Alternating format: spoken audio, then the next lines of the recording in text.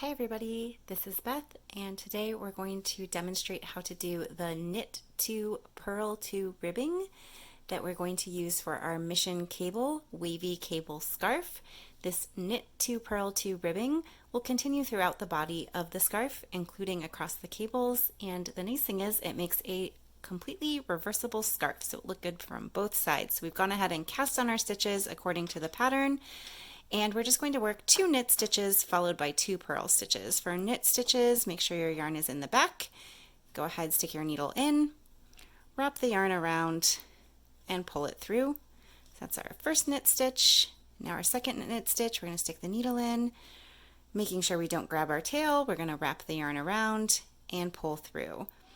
Next, we're going to do 2 purl stitches. So from here, we're going to stick our needle in. And before we do that, with our purl stitches, we always want to make sure that we bring our yarn to the front. We're going to bring our yarn to the front and go ahead, stick your needle in, wrap the yarn around, and complete your purl stitch. So purl 1, keeping the yarn in front, we're going to go ahead and do a second purl stitch. So go ahead, stick the needle in, wrap the yarn around, and come back out. So now when we're going to do our knit stitch, the most important thing is to continue to move this yarn from the front to the back. So before we start our knit stitches, we want to go ahead and move that yarn into the position in the back of the work so that we're ready to do our knit stitches. Stick the needle in, wrap the yarn, and there's a knit stitch. Do one more knit stitch, stick the needle in, wrap the yarn around, and pull through. Now we're ready for our 2 purl stitches. So once again, very important, make sure we move that yarn to the front of our work before we begin our purl stitches. So we're going to stick the needle in, wrap the yarn around, pull out for our first purl stitch, stick the needle in, wrap the yarn around, and pull back out for our second purl stitch. Now we're going to go ahead and make sure we move that yarn back to the back of the work so we're ready to knit again. So if we look back at our work, we have 2 knit stitches that look like V's, 2 purl stitches that have the bar across them, 2 knit stitches with V's, and 2 purl stitches that have the bars across of them. If you are using stitch markers, this is a great time to put a stitch marker in. We're going to go ahead and divide our work into 3 sections of 8. That'll be easier when we go to do our cable stitches.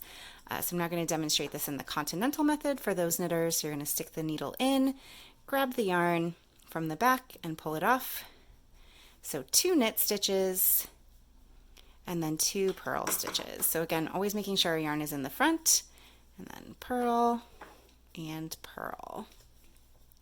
We're going to continue across, knit 2 and purl 2. So there we have knit and purl and purl. And so there's another 8 stitches. We can go ahead and take a look. So we have 2 knits with V's, 2 purls with bars, 2 knits with V's, and 2 purls with bars. I'm going to go ahead and place my second stitch marker now.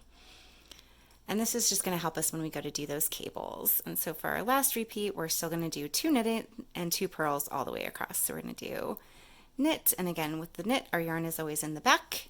And before we purl, we need to always make sure we move it to the front. We'll get an extra little loop on our needles that will make a hole. So there's our 2 knits.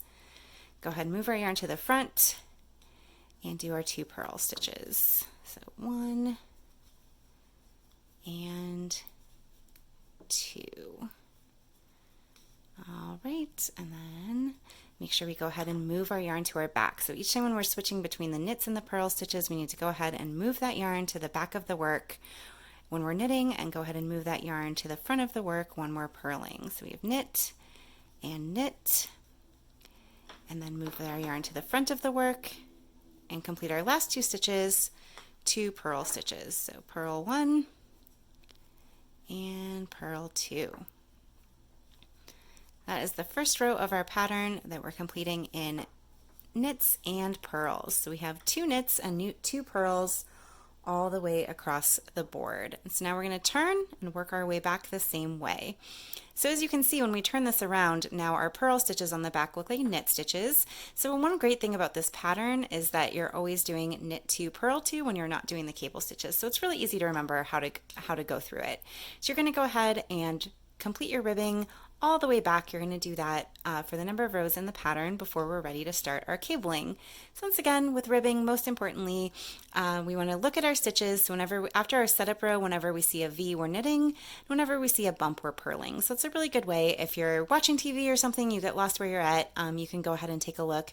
You're always going to create knit stitches on top of the V's and purl stitches on top of the bars.